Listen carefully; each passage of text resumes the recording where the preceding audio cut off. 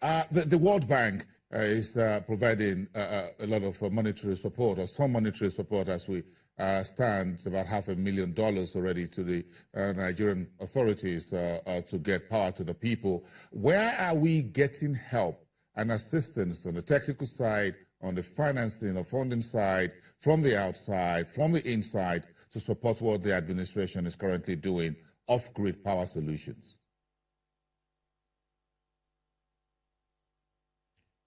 Thank you. The Power Sector Recovery Program, which is being supported by the World Bank, also has some monies allocated to off-grid electrification, about $350 million to support the off-grid electrification aspect of the Power Sector Recovery Program. The decisions should be made very shortly here with the World Bank next month, probably in the spring meetings, as to the implementation arrangements for the disbursing of these monies to help scale these mini-grids. It is what I was referring to previously as the 100,000 locations that have been audited by the Rural Electrification Agency. It's in collaboration with the World Bank. So the idea is to get enough data about these locations and have a database where private investors can log into it and have access to this data and do even more research by themselves and propose solutions, technical and commercial solutions to these locations. And the World Bank will support, same as federal government of Nigeria, to ensure scalability of these mini-grids. Quickly, I wanted to talk about the waste to energy Mr. Jibril spoke about. I think the crux of the matter with that one is eventually the tariff. The tariff we're paying today is already, people are already having some pushbacks on it. And using waste to energy would even increase the tariff. That's the reason why we tend to use hydro and gas and more accessible sources that we have locally. Jibril, what do you consider as the right tariff, and when do you think this administration should do it? Well, the time they should have done it was yesterday. It's not today, and tomorrow is too late. And here's the reason why. If you look at the whole energy value chain, I think what the point a lot of people always means is the fact that the tariff of the final consumer pay for everything across the value chain, from the distribution companies, the transmission companies, to the generation company, and to the gas supplier.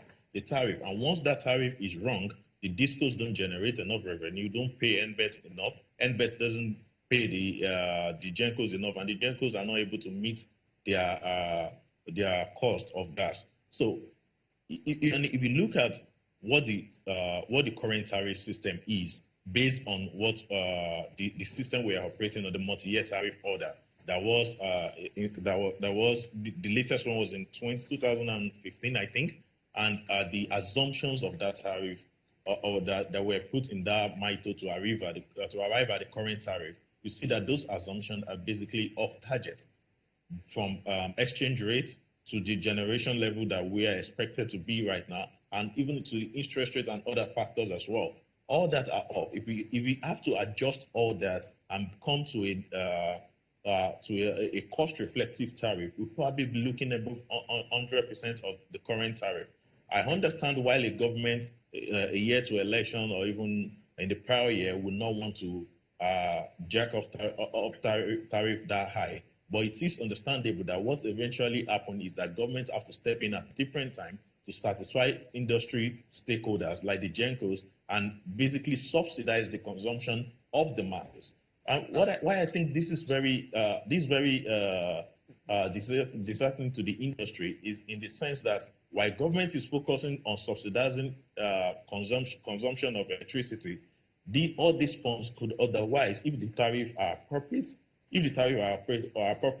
all these funds could actually be used in developing the systems. For instance, the transmission network that still remains with the government, in terms of mapping out gas pipeline network to deliver gas to power plants that are not receiving enough gas. So all that should be the focus. Jibril, May I respectfully cut in there? We need to take Mukhtar's views in Abuja before we wrap up. We have just about 2 minutes left here. I'm sure you've listened now to Jubril's, Mukhtar, you've listened to Jubril's views on. So when do you think the Buhari's administration will be comfortable enough to raise electricity tariff? By how much? And do you think off-grid solutions will be part of that thinking when that is eventually done?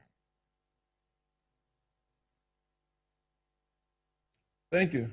So, like I said previously, we are currently on a path to cost reflectivity of the tariff. I'll give you a brief history of the tariff since the inception of his administration. In February 2016, the first thing the administration did in the power sector when it came in was to tackle this tariff issue head-on. You know, the tariffs were deemed non-cost reflective, which obviously creates shortfalls across the value chain. So we tackled the tariff issue head-on. And in February 2016, a tariff that was cost reflective was implemented by the regulator. But as Mr. Jubril said, he's correct. The assumptions that were made at those days did not hold true not too long after the implementation of the tariff due to macroeconomic issues that were beyond our control, as we know. So now the tariff obviously became defective once more. Now, the government cannot just double the tariff as he requested, because obviously Nigerians are going through all kinds of hardships right now. So we can't just double the tariff and expect people to pay. It will in fact reduce collection. The money collected will reduce because people will not pay. So there are things that have to be done before tariff is increased. Metering, improvement of the networks, allowing discos to take more power, transmission expansion, bringing in more generation. And when all that is done and a good customer enumeration is executed, indeed the tariff might even go down when we know how many customers we have and how many consumers and paying customers rather that we have. So again, the power sector recovery program deems to take the sector to cost effectivity over the next few years. And by then, we will ensure that there's a cost-effective tariff. In the interim, the government has committed to various financial interventions to ensure Mukhtaar, the buoyancy I have to respectfully cut in here. Thank you very much. You've added sweetener to it. There is no hike in the electricity tariff for now. Mukhtaar Tijani, thank you very much from Abuja Studios, a member of the advisory power team, and essay to the President on Power, and here in Lagos, Jubril Karim from Energy Research. Thank you very much, everyone. Do have a great weekend, gentlemen, and to all our viewers here and around the world. I'll see you again on Monday. Bye for now.